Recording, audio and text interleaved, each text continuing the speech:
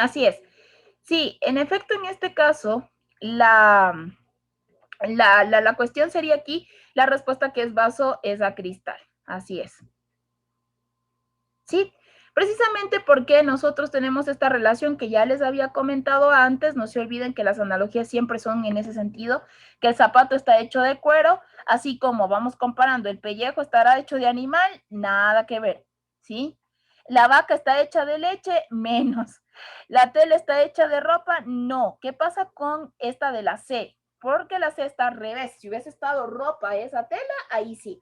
Tenemos entonces primero el objeto, que la ropa está hecho de ese tal material, que es la tela. En este caso, entonces, la única que coincide, la correcta, es la de vaso, es a cristal. El vaso está hecho de cristal, así como el zapato de cuero. Bien, seguimos.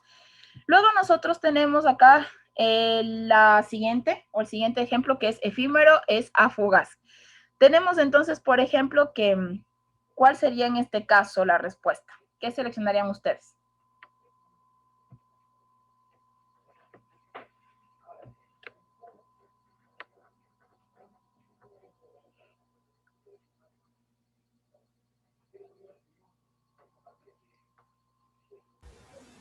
¿La?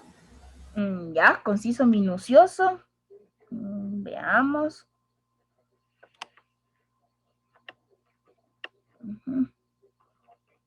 Ya, bueno, vamos viendo. En primer lugar, cuando tenemos dos palabras que no guardan una relación como que de objeto y material, de objeto y uso, de definición o de categoría, no guarda una relación de esas, sino que son como más o bien sinónimos o antónimos, tenemos que darnos cuenta bien de qué se está hablando.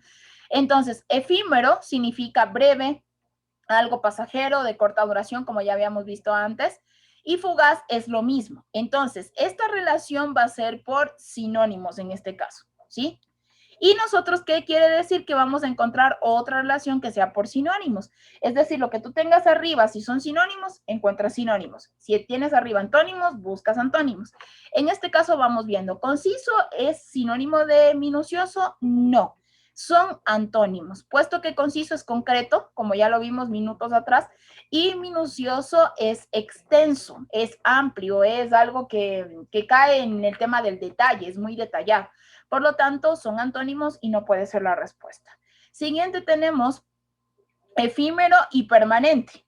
Igual, efímero ya sabemos pues que es breve, es pasajero, de corta duración, y permanente es lo opuesto, así que tampoco es lo que buscamos. Extender y acortar también son antónimos, son opuestos, por ende nos quedaría perpetuo y perenne. ¿Qué quiere decir estos dos términos? Que son duraderos, que son permanentes. Perenne y perpetuo significan lo mismo. En este caso, entonces, la respuesta es la opción D. Vamos a poner esto por acá, porque me está estorbando. Ya, ahí sí. Muy bien. Avancemos. Vamos con la siguiente analogía que tenemos acá. Es hospital como mecánico SAM.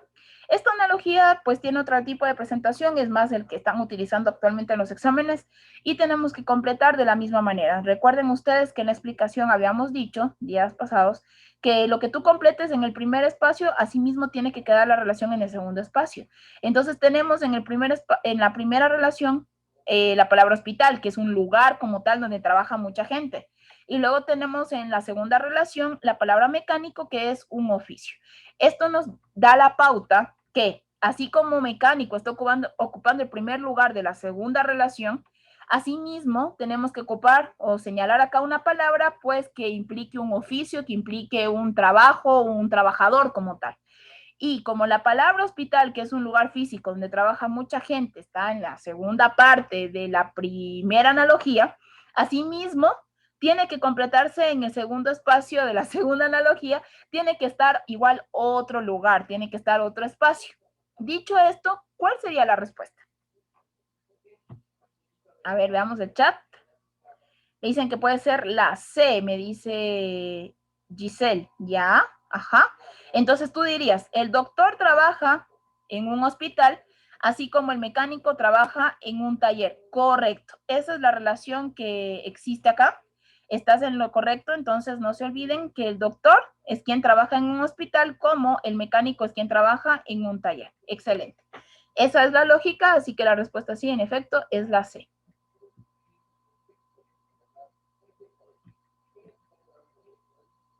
Bien, vamos con la siguiente. Ahora sí, empecemos con los ejercicios propiamente hablando. Tenemos el número 1, complete la analogía. ¿Qué seleccionarían ahí o qué seleccionaron ustedes al realizar la tarea, por favor?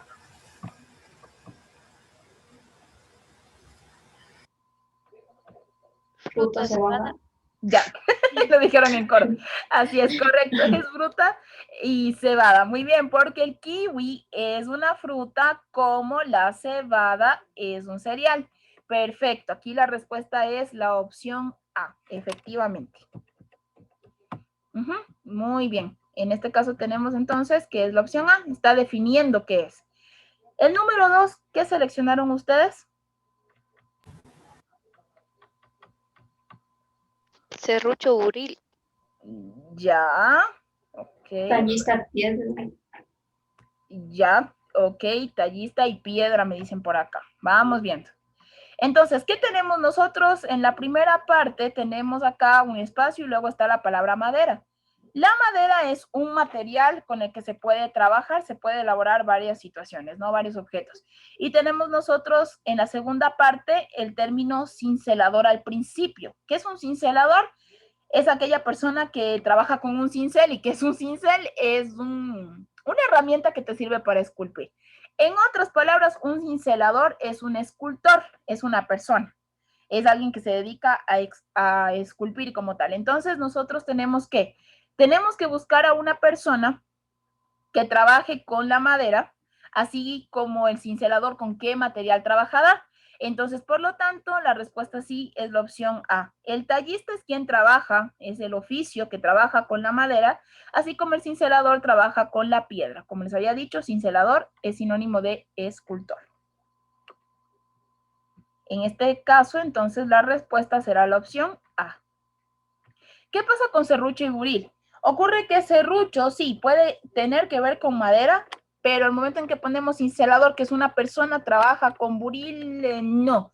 Entonces no se olviden, por favor, que si ustedes tienen un material, tienen que seleccionar también un material al otro lado y así. Es decir, el mismo tipo de relación tiene que estar en las dos partes. Vamos con la número 3, que mucha gente en su momento cuando les tomaron se equivocó en esta pregunta. ¿Cuál sería la respuesta acá?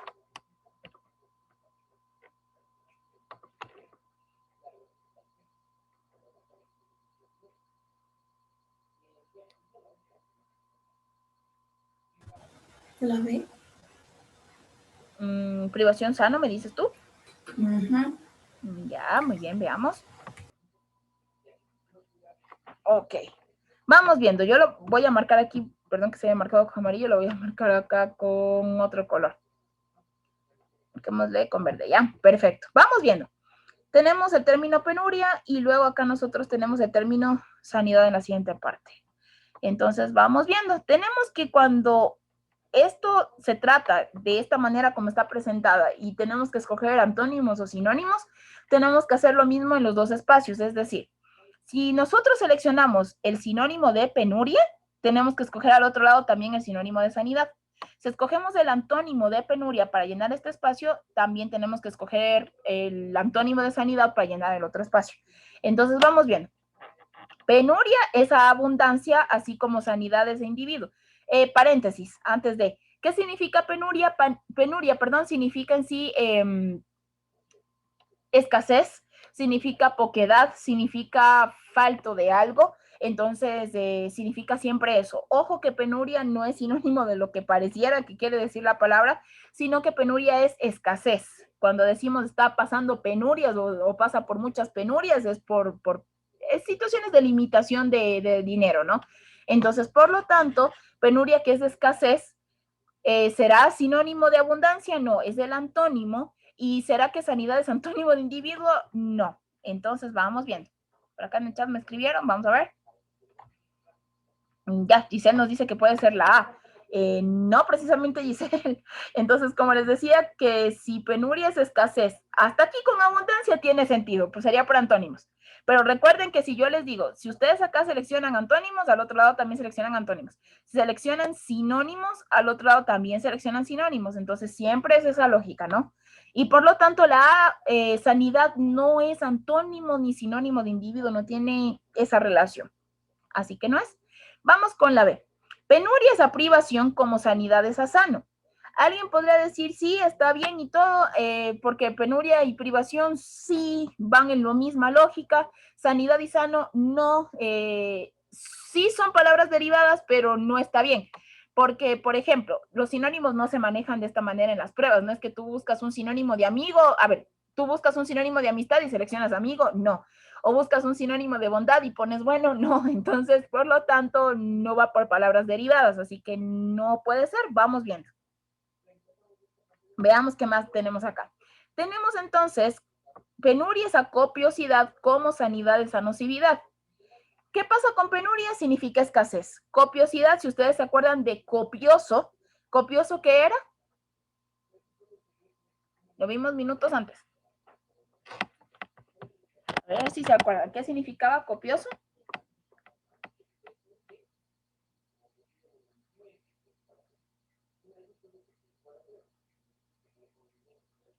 Ese silencio.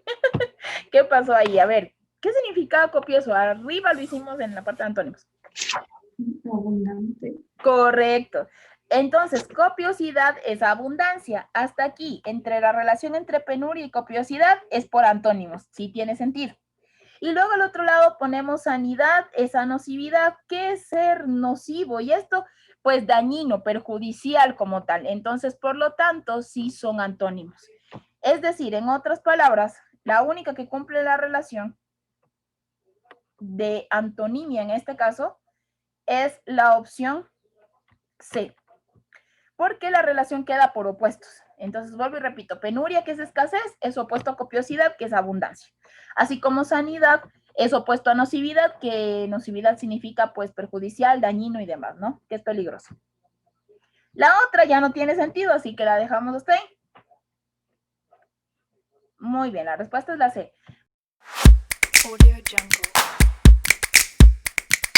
Audio Jungle. Audio Jungle. Recuerden que estamos situados en la Edad Antigua, estamos hablando de este periodo que abarca desde los inicios de la escritura que aparece con los sumerios en Mesopotamia hasta llegado el siglo V después de Cristo, ¿no? Entonces nosotros vamos a hablar de este lapsus de tiempo en el que tomaremos en cuenta los grandes aportes qué legado dejaron los distintos pueblos de estas civilizaciones que tuvieron una repercusión a nivel histórico de manera increíble. Recordemos que en esta edad antigua, pues habíamos hablado que el modo de producción es esclavista, por eso es que es posible que nosotros hoy en día podamos apreciar estas grandes construcciones que dejaron los egipcios, por ejemplo, que dejaron los griegos, que dejaron los romanos, debido a que eso fue realizado con mano de obra esclava. Recordemos que el esclavismo, pues, hace que la sociedad sea jerarquizada, que sea estratificada, y vamos a dividir esta sociedad en los esclavistas y los esclavos, ¿no? Recordemos que ser esclavo era aquella persona que no tenía por poco ni propiedad sobre sí mismo, era propiedad de alguien más y no tenía ningún tipo de derechos a nivel político. De la misma manera, pues, no gozaba de libertad y esta libertad se obtenía en raros casos. Por ejemplo, un esclavo podía ser liberto si es que lograba comprar su libertad, pero ¿cómo lo conseguía si no ganaba ningún tipo de remuneración? De la misma manera, pues, podría también llegar a ser liberto si es que su esclavista, mediante una carta, al menos en Roma, dejaba explícitamente claro que esta persona quedaba ya libre, ¿no? Que ya no era alguien que estaba en condición de esclavitud. Y también, pues, obviamente la salida más rápida era con la muerte. ¿Alguien acá nos está diciendo algo en el chat? Ya, no te preocupes, Giselle, tranquila, llega con tranquilidad a tu casa. Igual la clase está siendo grabada, como ustedes aprecian, este día, y ciertos días será grabada cuando la situación lo amerite, debido a que igual lo necesita un estudiante que se va a incorporar también luego. No se preocupen por ese lado, tranquila. Muy bien, entonces, vamos a continuar, por favor. Habíamos mencionado pues que vamos a, en esta parte, a hacer hincapié en los aportes de estas civilizaciones antiguas, cuáles son algunos aspectos relevantes. Les pido por favor, como ya les había solicitado, tomen un screen o una captura de pantalla, o en su defecto pues ustedes pueden ir anotando o la se manifiesta. La tarde de ayer nosotros hablamos acerca de Mesopotamia, empezamos hablando de este pueblo que es uno de los más importantes a nivel antiguo, puesto que esta es la que crea las primeras ciudades de estado, es decir, lugares que eran consideradas ciudades y que tenían sus propias leyes, su propio gobierno, su propio sistema a nivel político, a nivel económico también. Entonces nosotros vamos a ver que estos eran los aportes de Mesopotamia, ya los hablamos el día de ayer, por eso voy a proseguir, voy a avanzar. Y nosotros tenemos acá este tema de la arquitectura de Mesopotamia. Esto es lo que nos corresponde ya desde el día de hoy. En Mesopotamia, la arquitectura fue bastante importante, bastante crucial, debido a que fue bastante importante, debido a que la misma marcó pues estas diferentes edificaciones que eran utilizadas para adorar a sus dioses, como por ejemplo los templos. Aquí tenemos nosotros algunas ilustraciones que nos permiten ubicarnos en el tipo de arquitectura de esta cultura, como fue por ejemplo los zigurats. Cada vez que ustedes lean, si es que de repente les ponen en una pregunta de leas la palabra zigurat, están hablando o se hace referencia a Mesopotamia. Estos zigurats eran los templos sagrados que ellos tenían, dedicados a uno de sus principales dioses, que era Ur, como tal. Entonces ustedes pueden apreciar algo que fue bastante característico de ellos, es que en la parte arquitectónica todas sus edificaciones eran hechas de barro cocido. Existe hasta la actualidad una ciudad que queda en Medio Oriente, que es considerada una de las 7 maravillas del mundo actual, que está construida netamente con la misma técnica, ¿no? Que ustedes ven que es como que si fuese un gran castillo de arena y se aprecia de esa manera, pero es porque está hecho de barro cocido. Una vez que Mesopotamia fue conquistada por los persas ven que esta arquitectura era como que muy simplona, como que muy así llana y todo lo demás, y ellos decían incorporar otro tipo de técnica que termina siendo, como ustedes aprecian acá al final, donde está esa entrada de color azul y que está con varios diseños. Eso ya es al estilo persa, en cambio, que ellos empezaron a adornar esas edificaciones, a colocar estas especies como que de diseños casi ya en tercera dimensión, por así decirlo, y le dieron este otro matiz a la arquitectura que en su primer momento fue de Mesopotamia. Muy bien, entonces no se olviden que ellos utilizaron mucho esta técnica y también son los inventores en materia de arquitectura del arco y la bóveda. ¿Qué es esto de arco y bóveda? Es algo que también nos va a servir más adelante para hablar de la arquitectura de Edad Media. El arco, lógicamente, tiene que ver con esta forma que estoy marcando yo acá, y la bóveda es el conjunto de arcos. En la Edad Media se retoma este tipo de arquitectura porque, si ustedes se han percatado, en la Edad Media se construyen los monasterios. Por ejemplo, en el estilo románico, que es propio de los monasterios, empezaron a incorporar esto de arco y bóveda, y luego los otros estilos que vinieron después en la Edad Media también lo hacen. Muy bien, vamos a pasar entonces siguiente.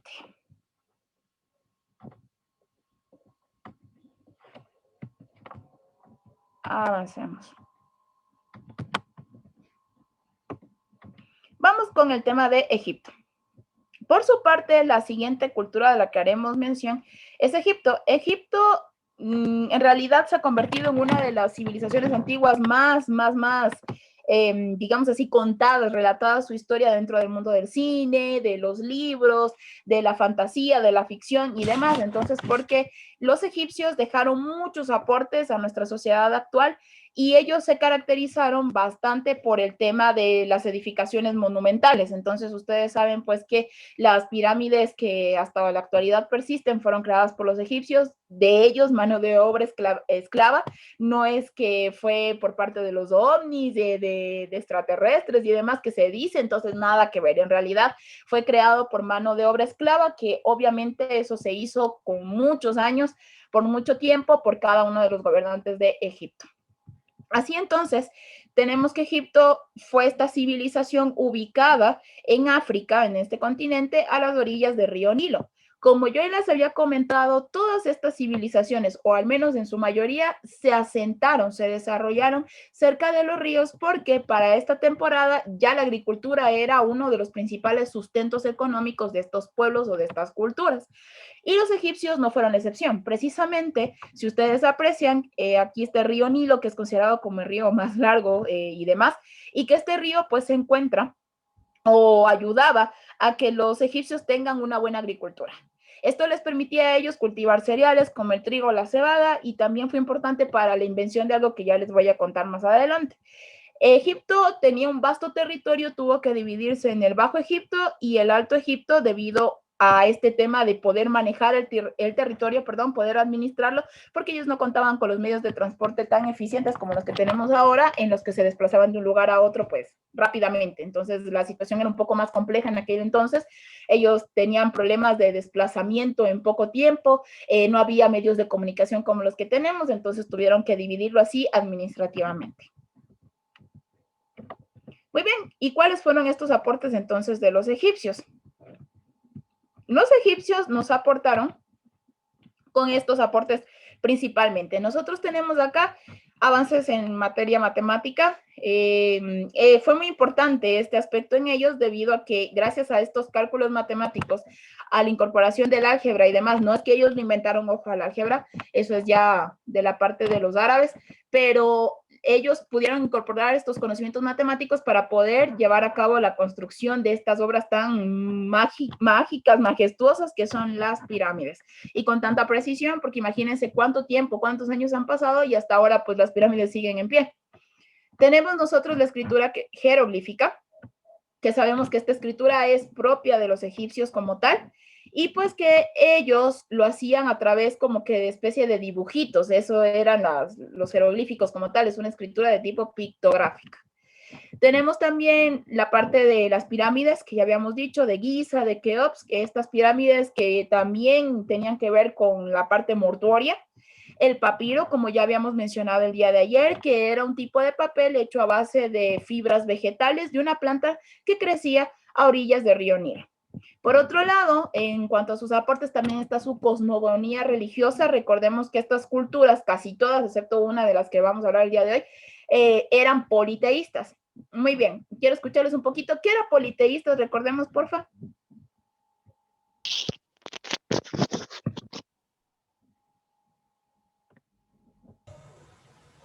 Creían en varios dioses. Así es, que creían en varios dioses, efectivamente. Entonces, ellos tenían una creencia en varios dioses. ¿Algunos dioses de Egipto que ustedes sepan, de repente hayan escuchado?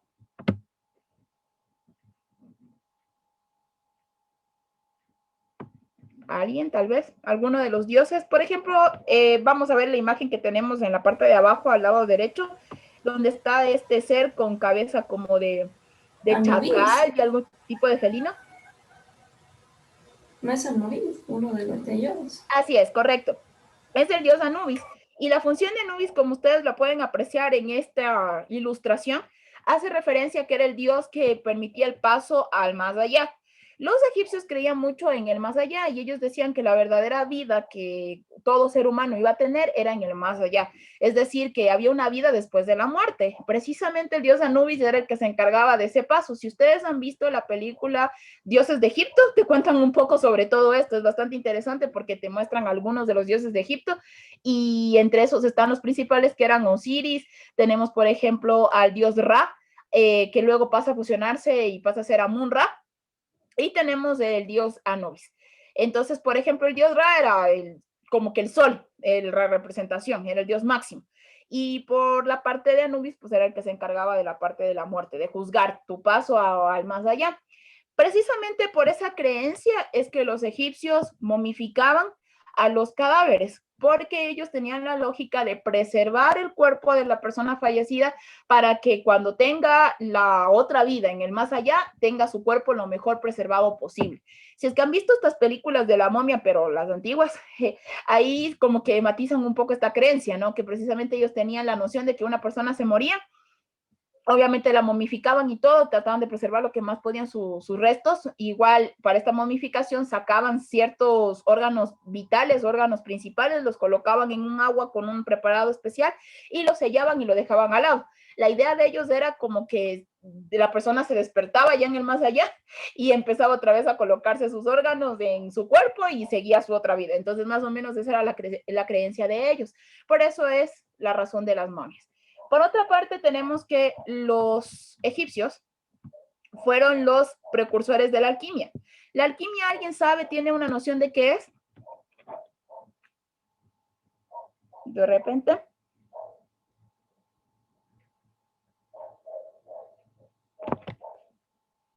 ¿No? Bueno, ¿qué es la alquimia? La alquimia es el antecesor o la antecesora de la química moderna que nosotros conocemos. Ocurre que los egipcios, ellos se dedicaban mucho a indagar en la parte de la ciencia y la alquimia surge pues por parte de estos señores que se atribuyeron ser sacerdotes. En la medida en que ellos podían manejar, podían crear humos de colores y todo esto, y lo hacían en ciertas ceremonias, entonces era como que se estaban comunicando entre comillas con los dioses y todo lo demás, y mucha gente decía, ah, sí, entonces sí puede comunicarse con los dioses y va a ser un sacerdote, entonces ellos eran los primeros alquimistas, por así decirlo. Tenemos también algo como un dato curioso, es que los egipcios son los inventores de los tintes para el cabello. Los egipcios, a más de este tema de sus construcciones majestuosas, también eran un poco vanidosos y siempre se la pasaban así como que creando productos para poder embellecerse más, no solo las mujeres, sino también los hombres de alta clase social. Y así surgen los tintes para el cabello, son los primeros en crearlos. También el maquillaje, por ejemplo, es invención de los egipcios igual, y entre eso surge un delineador llamado Kohl, que hasta ahora lo venden en Egipto, el Egipto moderno. Entonces sí lo venden, es un poquito costoso, pero sí lo venden. Y tenemos, por ejemplo, también que los egipcios permitían que la mujer tenga más apertura en la participación política. Ustedes sabrán, pues, que hubo mujeres representativas de Egipto, perdón, como fue Nefertiti y también la famosa Cleopatra, que fue gobernante. Claro que fue por una situación ahí que no había quien más en la línea consanguínea y todo esto, pero a la larga sí le permitieron gobernar. Esto es muy particular de Egipto porque en las demás culturas de esta época al menos no permitían que las mujeres tomen el poder principal. Las mujeres estaban relegadas para un ámbito doméstico, para un ámbito más de crianza de los hijos. Dependiendo de la clase social, eran mujeres que se encargaban de dirigir las labores domésticas o las realizaban. Entonces, dependiendo del contexto sociocultural, socioeconómico, mejor dicho, de la persona. Tenemos por otro lado también, ya lo que habíamos mencionado, la momificación. Y también tenemos esa creencia en el más allá. En literatura existe el famoso libro de los muertos que le pertenece a la cultura egipcia y que este libro no es un libro como tal, sino en sí está escrito en varias paredes de una pirámide en el interior de la misma y donde da pues estas pautas para este paso, esta transición de este mundo hacia el más allá. Tenemos también que ellos cultivaban mucho los cereales que les había dicho, trigo y cebada, tenían un pan elaborado a base de cebada. El juego de mesa Senet, ellos también lo inventaron, y este Senet fue un antecesor o un ancestro del ajedrez. Ojo que no digo que lo inventaron el ajedrez como tal, porque eso le pertenece a otra cultura. Ellos fueron como que los precursores de este juego de mesa llamado Senet, que más adelante con otra cultura pasaría a ser el ajedrez como lo conocemos hoy en día. Algo también importantísimo es que fue la primera civilización en trabajar la miel. No sé, les pregunto a ustedes acá algo así bastante interesante. ¿La miel caduca? ¿La miel puede vencerse? O sea, ¿se puede pudrir la miel como tal? No. No, Ya, correcto. Excelente. La miel es el único alimento que tú puedes tener durante muchísimo tiempo y nunca va a caducar como tal. Ocurre que al momento en que los ingleses van y realizan las excavaciones en el área de Egipto antiguo y empiezan a extraer de los sarcófagos varios elementos, de las tumbas, de los faraones y todo, encuentran muchísimos frascos de miel. Entonces, esa miel ellos consideraron que en su momento, ¿no? Cuando recién descubrieron, pensaban que ya no servía, pero luego abrieron la miel, destaparon esos vasos, esos jarros y todo lo demás, y se dieron cuenta que la miel sí estaba todavía en buen estado. De hecho, solamente lo que pasa con la miel es que se condensa, ¿no? Como que se vuelve una pasta ahí, pero la miel sí sigue en buen estado, ¿no? Nunca se pudre, eso tú lo puedes tener por muchísimo tiempo y no pasa nada con la miel. Bastante interesante. Y bueno, estos son algunos de los aportes también de los egipcios. Otro dato también interesante es que ellos son los inventores de las sandalias, como tal de un calzado más ligero para las personas, porque el hecho mismo de que ellos habitaban en zonas así como que áridas, desérticas también, y como que zonas con mucha arena, entonces ellos pues necesitaban desplazarse con un calzado un poco más ligero, y son los inventores de las sandalias. Muy bien. Tenemos como dato curioso también con los egipcios, que es bastante fascinante esta cultura, tenemos que al momento en que ellos cultivaban muchísimo, Este tema de la cebada del trigo les permitió crear el pan y luego a alguien se le ocurrió a este pan mojarlo, dejarlo ahí por un buen tiempo y así se elaboró la primera bebida como que alcohólica no destilada hecha a base de cebada. Es decir, en otras palabras, a los egipcios se les atribuiría la invención de la cerveza o un tipo de cerveza por primera vez en el mundo. Sabemos que la cervecería es más desarrollada a partir de los alemanes, pero en realidad quienes empezaron con esta bebida alcohólica son los egipcios. Ojo que no es que ellos bebían por todo, ¿no? No es que tomaban esta bebida porque si les iba bien, les iba mal, que si se separaban de su pareja, que si no los querían, que si no esto, o sea, no como se hace convencionalmente en la actualidad, sino que esto servía más para una especie de ritual y se tomaba en ciertas ocasiones especiales. Muy bien, pasemos entonces con la siguiente cultura. Así tenemos a la siguiente cultura que son los hebreos y los judíos. En realidad son dos culturas que tienen que ver. Entonces, bueno, pasa que cuando hablamos del pueblo hebreo hablamos de como que más la zona, la cultura en general, y los judíos son un pueblo que salió de los hebreos como tal. Ellos por su parte se ubicaron, como ustedes pueden apreciar acá, en la zona del actual Israel, entonces en la región de Judá como tal, y los hebreos y los judíos, pues aquí a esta civilización se les atribuye ser la cuna del cristianismo. Aquí surge la primera religión monoteísta o culto monoteísta del mundo. Mono, recordemos que significa uno, teos, Dios. Entonces, a diferencia de los demás que vamos a hablar, que ya empezamos a hablar de Mesopotamia, de Egipto, a diferencia de ellos, los hebreos solo manejaban un Dios, entonces lo creían en un solo Dios. ¿Qué es el Dios que nosotros actualmente en el lado occidental conocemos? Entonces, ellos son los pioneros en este tema de creer en un solo Dios. Y tenemos así entonces algunos de sus aportes que son puntuales.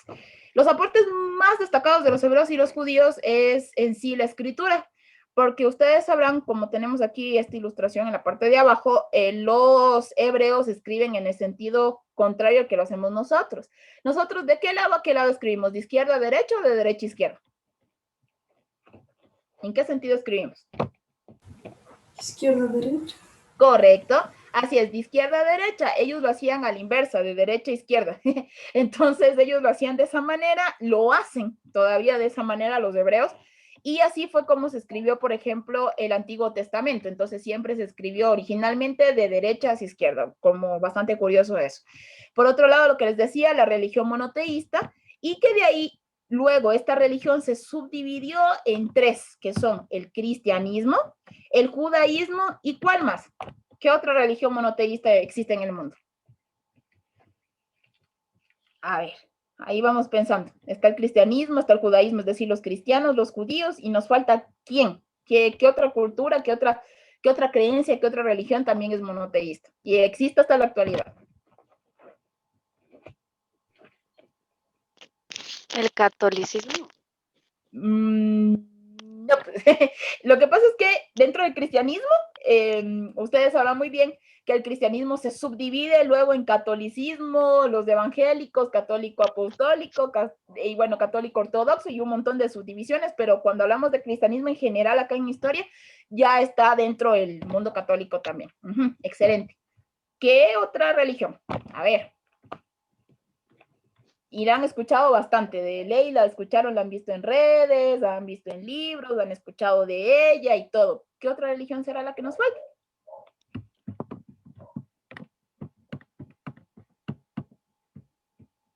¿No? Si yo les menciono Mahoma, ¿de qué religión sería Mahoma? ¿O hace referencia a la palabra Mahoma?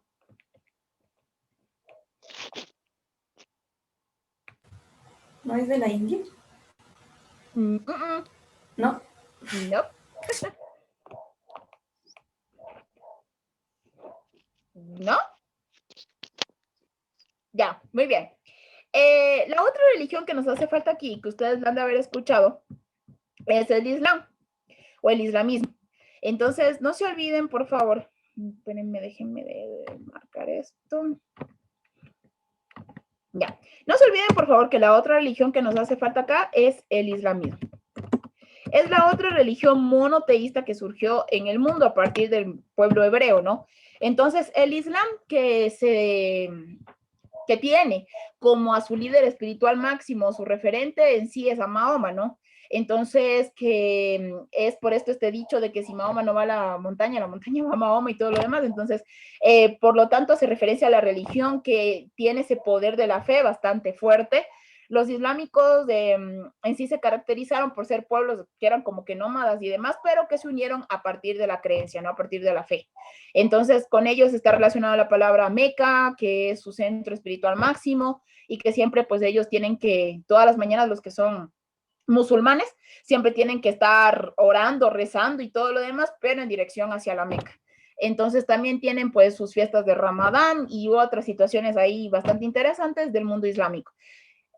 Es más, por eso es que ustedes han de haber escuchado los términos ISIS, que tuvo hace tiempo bastante, estaba sonando antes un poco de la pandemia, que era este grupo islámico que trataba de hacerle frente al lado occidental, Estados Unidos, que era un grupo terrorista y toda esta cuestión.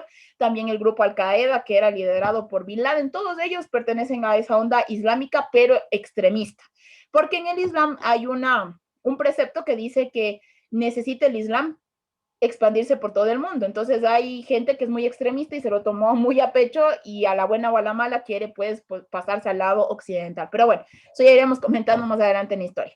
Entonces, no se olviden, son las tres culturas a nivel religioso que se derivaron del mundo hebreo. Los cristianos, por su parte, que tienen a su máximo líder espiritual, que es Cristo o Jesucristo. En el judaísmo, en cambio, es Abraham. Los judíos siguen o tienen como figura espiritual a Abraham, y también cada uno tuvo su propio libro. Esa es también un poquito la diferencia, ¿no? Pero que siempre van girando en lo mismo, en realidad. Entonces, en el cristianismo, el libro sagrado es la Biblia, en el judaísmo es la Torá, y en el Islam es el Corán. Finalmente, otro aporte de los hebreos es el tema del decálogo con los 10 mandamientos, que está por aquí, ya se ocultó esto, con los 10 mandamientos. El decálogo, 10 mandamientos es lo mismo, ¿no? Deca quiere decir 10. Estos 10 mandamientos que fueron entregados a Moisés, según la parte cristiana del Antiguo Testamento, que nos dice pues que fueron entregados a Moisés y con la lógica de que guíen al pueblo, que sepan cómo manejarse, que fueron los preceptos que iban a guiar a la humanidad. Muy bien. Pasamos así a los persas. Por su parte, los persas, ellos se asentaron también en Medio Oriente, parte de Medio Oriente, y estuvieron en la meseta de Irán, en medio del mar Arábigo. Tenemos acá el mar Caspio, el Aral, el Negro y el mar Mediterráneo. Eso en un primer momento. Luego los persas se fueron extendiendo poco a poco por el mar Mediterráneo y fue uno de los imperios bastante bélicos que hubo en la Edad Antigua. Como les había dicho antes, el día de ayer, los persas se dedicaban mucho a la guerra y ellos vieron en la guerra una fuente de ingresos también. No solo vivían para hacer guerras porque sí, sino que tenía siempre un trasfondo económico. Entonces tenemos así que los persas, por su parte, tuvieron muchos conflictos con los griegos, con los mismos romanos y demás, y ellos conquistaron Mesopotamia. Los persas, ¿cuáles fueron sus aportes? Tenemos los siguientes. Acá podemos citar nosotros a conocimientos militares, tanto así que ellos son los inventores del escudo como tal, como ustedes aprecian aquí esta como armadura, estos implementos eran de los persas para protegerse precisamente. Tenemos también que ellos vieron en la guerra una fuente de ingresos y riquezas a medida en que la guerra les permitía tener más territorio, dominar ciertos sitios estratégicos, tener más rutas comerciales y demás. Tenemos también los diseños arquitectónicos que fueron colocados en Persépolis, que era la ciudad principal de Persia.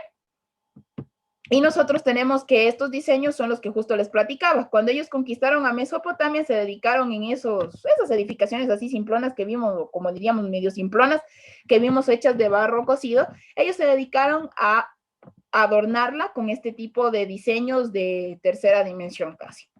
Y tenemos nosotros que son los primeros en darle forma o acuñar monedas y hacer que las monedas se vayan utilizando cada vez más como manera de pago o de compra de algo. Entonces, esto es en cuanto a lo que podemos sintetizar de los persas como tal.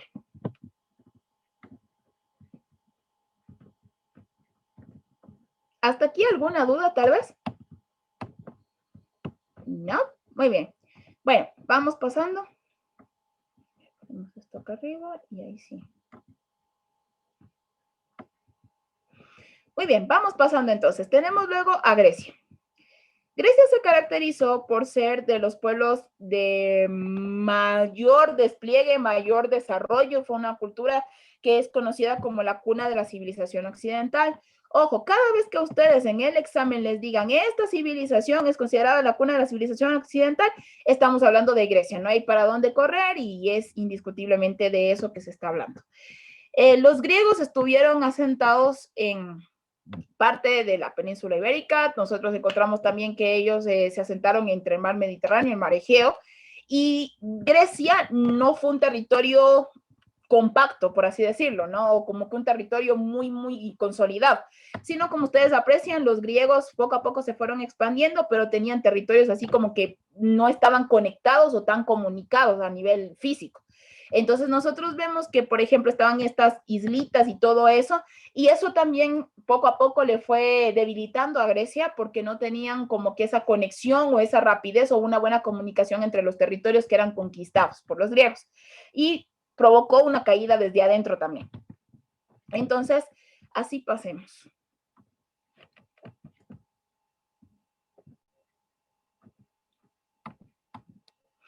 Tenemos entonces, antes de hablar de los aportes, que hablar de la sociedad ateniense o la sociedad griega como tal. Y bueno, vamos a tomar el ejemplo de Atenas.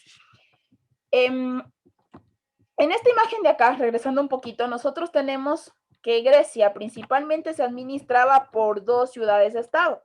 Las más importantes eran Atenas y Esparta. Atenas, por su parte, era la ciudad-estado preocupada por las artes, la política, la cultura, la ciencia. Es más en la parte intelectual, la parte más científica, la parte del conocimiento a nivel filosófico y todo lo demás, Atenas. En la parte militar, el fuerte en sí era la ciudad de Esparta, la ciudad-estado de Esparta. Por eso es que yo les citaba ayer esta película 300, en donde los espartanos se enfrentaban a los persas y también lo hacían de paso para pelear por el resto de los griegos. Entonces, los espartanos, ellos vivían para la guerra. Tanto es así que, como dato curioso, les comento que en Esparta el servicio militar empezaba a los 7 años. Es decir, tú ya tenías 7 años y ya tenías que ser, si eras hombre sobre todo, tenías que ser incorporado al servicio militar para que te empiecen a formar como un guerrero a favor de los espartanos. En el caso de las mujeres, les permitían también participar en las guerras. Por eso, si es que han visto esta película, saben que la mujer o esposa de Leónidas, que es este rey que cae en la primera parte de esta historia, va y acude a pelear después. Entonces sí les permitían a las mujeres pelear, formar parte de la milicia en Esparta. En Atenas la mujer estaba reservada estrictamente a labores domésticas, al ámbito doméstico, a la crianza de los hijos. Eran como que, digamos así, tienen que estar reservadas a lo doméstico, cuidarse bien, verse bien, sobre todo las mujeres de la nobleza, ¿no? Verse bien y nada más. Se les impedía totalmente tener participación en política y peor aún, formar parte del ejército. Muy bien. Entonces, dicho esto, avancemos. Justamente yo les comentaba esto para poder entender cómo es que se estructuraba o cómo estaba estratificada la sociedad ateniense. Vamos a hablar de Atenas específicamente dentro de Grecia. Los atenienses, por su parte, son los que inventaron este concepto de ciudadano, ¿sí? Entonces, les pregunto un poquito, ¿qué es ser ciudadano? ¿Alguien sabe qué me podrían decir? Si yo les pregunto qué es ser un ciudadano, ¿qué me dirían?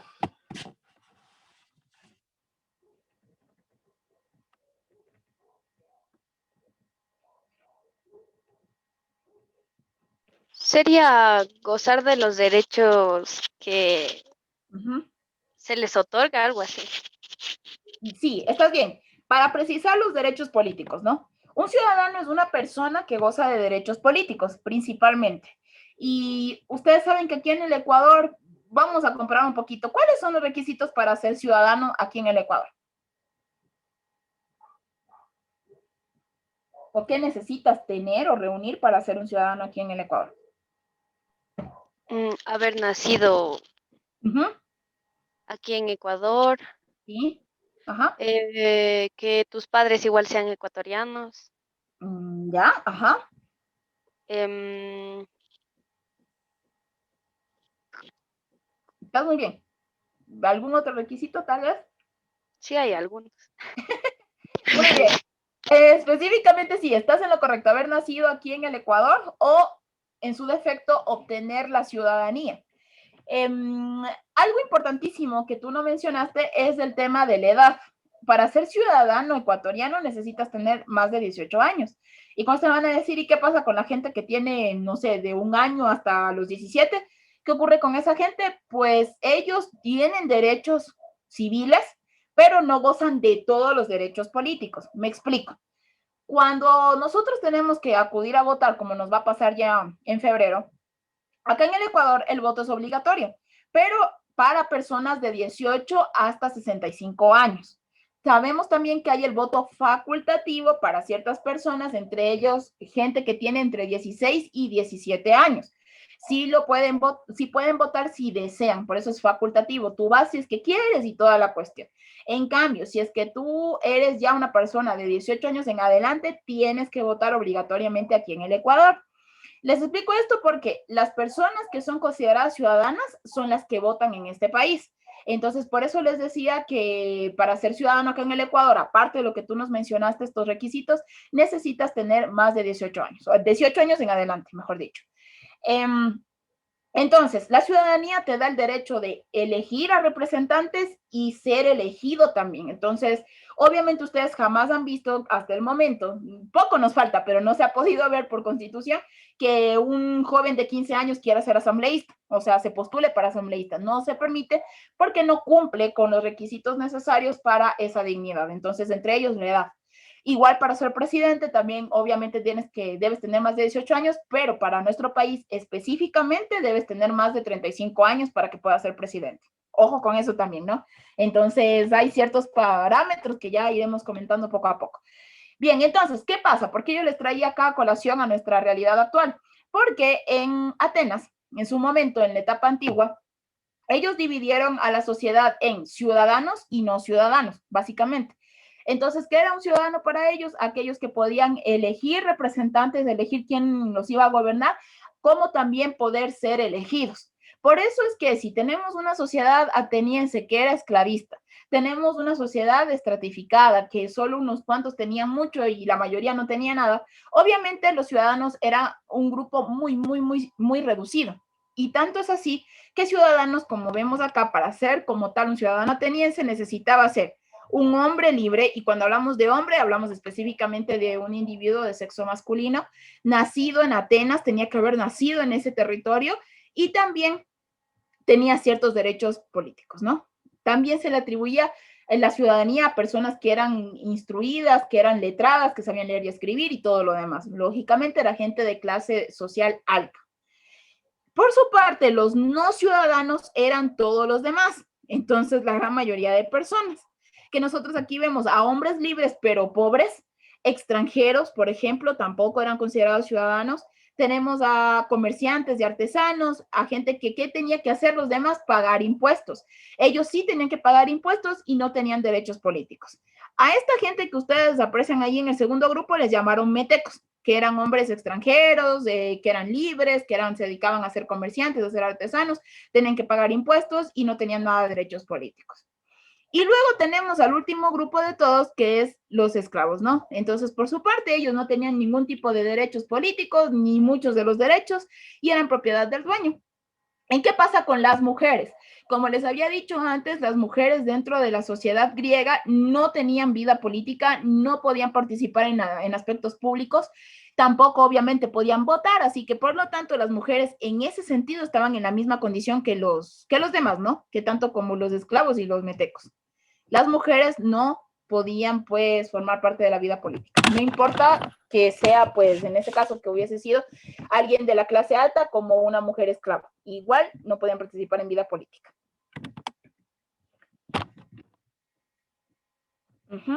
Muy bien. Avancemos. Entonces, en materia religiosa, los griegos nosotros sabemos que eran politeístas. Hemos conocido mucho sobre la mitología griega, el mitos, que era lo que ellos llamaron a las creencias, a la parte más mística, a la parte que era como que conjugaba este tema de la fantasía y demás. Pero, algo que hay que destacar acá de los griegos es que ellos siempre le dieron hincapié al uso de la razón, que ellos decían mucho que el ser humano se diferencia de los demás animales en la medida en que utiliza la razón, tiene capacidad de raciocinio. Por eso es que si ustedes se han puesto a analizar un poquito los dioses griegos y de las otras culturas también, pero sobre todo de los griegos como tal, ellos, sus dioses no eran perfectos, eran dioses que se asemejaban mucho a los seres humanos en realidad, hasta los concebían como personas, o sea, físicamente ellos. Y por lo tanto, pues eran dioses con defectos y con virtudes.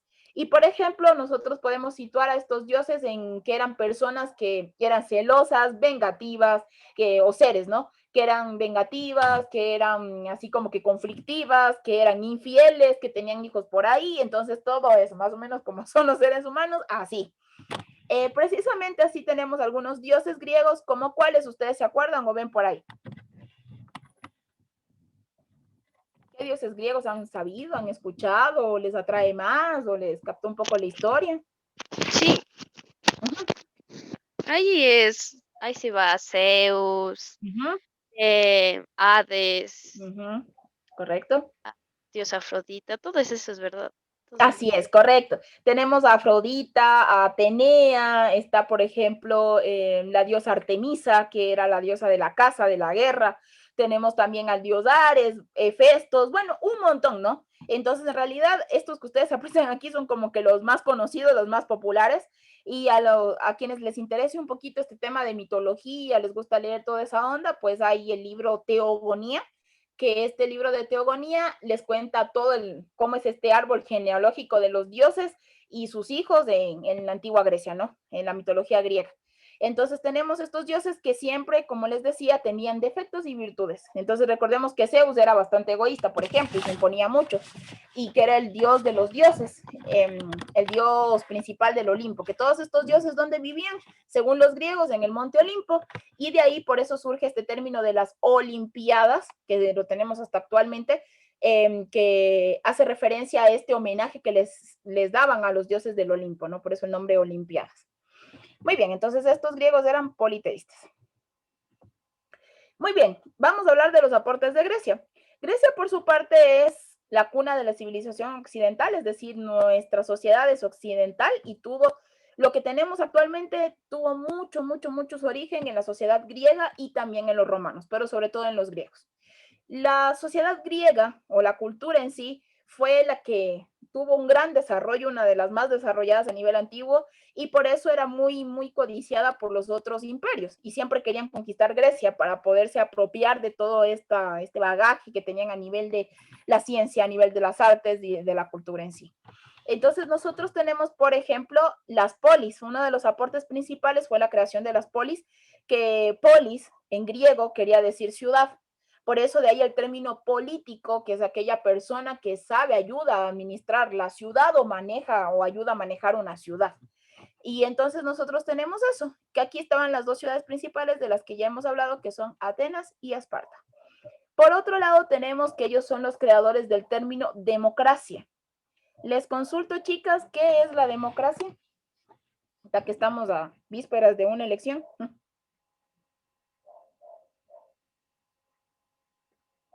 ¿Qué es la democracia?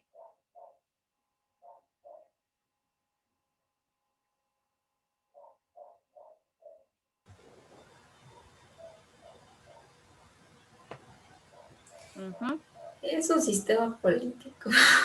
Ya, muy bien. Pero a profundizar, no sé mucho. Ajá. Pero algo que le caracteriza a la democracia de, no sé, una dictadura, por ejemplo. ¿Cómo que, o sea, en la democracia uno puede, o sea, realizar sus cosas libremente sin la necesidad de que te impongan cosas. Ya. Es eso. Sí, muy bien. Sí, correcto. La democracia es un sistema o un modo de gobierno, ¿no? Es un sistema político en el cual, pues, etimológicamente, que es inventado por los griegos, ojo, que siempre le suelen hacer esta referencia en las pruebas, y tiene dos raíces, ¿no? Que es demo y cracia, o demo y kratos. Demo significa pueblo. Entonces, demo hace referencia a pueblo y cracia a poder, a gobierno de. Entonces, nosotros hablamos que etimológicamente la democracia es el gobierno del pueblo para el pueblo. En palabras más sencillas, estamos hablando de un sistema de gobierno en el que la gente, la ciudadanía, el pueblo elige a sus representantes. Porque recuerden ustedes que la tarde de ayer yo les había mencionado que la mayoría de estas civilizaciones que estamos hablando eran monárquicas, ¿no? Entonces que una sola persona gobernaba y que esa monarquía se mantenía por herencia y era vitalicia. Entonces, no es lo mismo hablar de, por ejemplo, una monarquía que hablar de una democracia. Una democracia se maneja por personas que fueron elegidas por otras personas o por los demás. En cambio, una monarquía es que existe un rey o una reina que llegó ahí por herencia, ¿no? Que su papá, su mamá eran reyes y ahí le heredaron el poder y se queda hasta que se muera y así, ¿no? Entonces, son diferentes sistemas de gobierno. Muy bien. Entonces, la democracia surge en Grecia, donde los ciudadanos, estas personas que ya habíamos hablado antes, que podían votar, elegir y ser elegidos, eran los que elegían quiénes iban a gobernar Grecia y así se manejaba pues como tal este territorio. Tenemos entonces también concatenado con esto la noción de ciudadano que ya hablamos.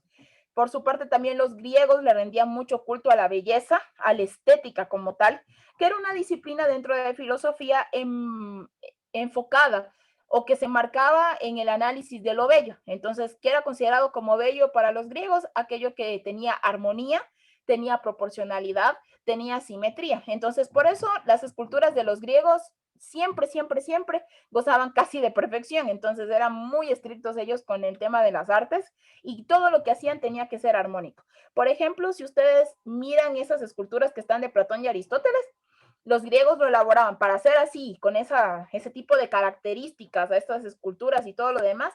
Ellos tenían cálculos específicos, que por ejemplo el tamaño del cuerpo tenía que ser 6 veces el tamaño de la cabeza.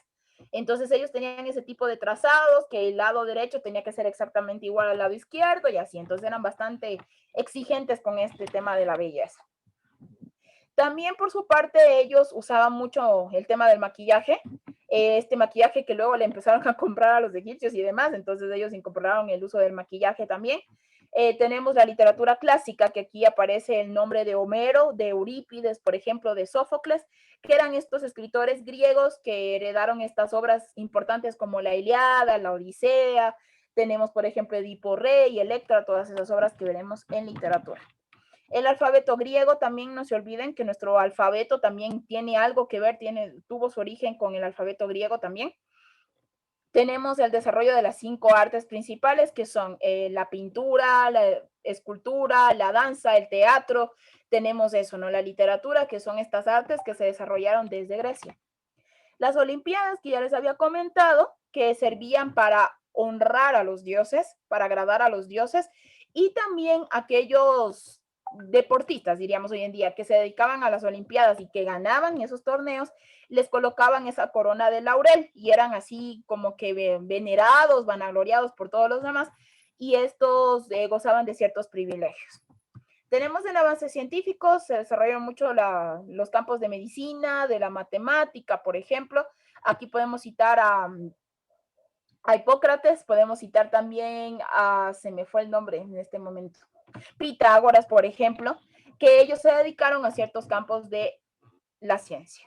En filosofía occidental también, obviamente ahí surgió la filosofía occidental que nosotros manejamos, surge desde Grecia, donde tenemos a Platón, Aristóteles y Sócrates como los más destacados, no fueron los únicos, hubo un montón de otros pensadores, por ejemplo, Demócrito, tenemos también que estaban los sofistas y demás, y bueno, todo eso que revisaremos brevemente en filosofía. Y tenemos nosotros que ellos sentaron las bases del mundo moderno, las ideologías, que ahí estaba el tema del uso de la razón antes que las creencias.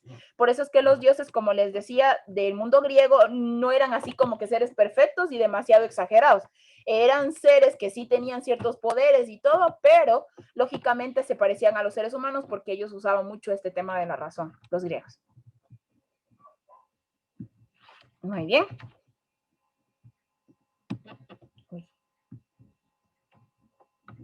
¿Listo? Vamos avanzando. Algo importante también que se colocó acá esta información es en algún momento les tomaron una pregunta que hacía referencia a la invención de las columnas. En materia arquitectónica, quienes inventaron las columnas fueron los griegos. Entonces tenemos nosotros, eso es un dato importantísimo, que la arquitectura griega se basaba en la creación de columnas, ¿no? Y ellos tuvieron 3 modelos o 3 estilos de columnas y capiteles, que son estos que ustedes aprecian acá, al lado izquierdo. Entonces tenemos el modelo 1, que es el estilo dórico, que ustedes aprecian que es una columna ancha en el capitel, por cierto. La parte superior de una columna se llama capitel. Espérenme un ratito, déjenme escribirles aquí.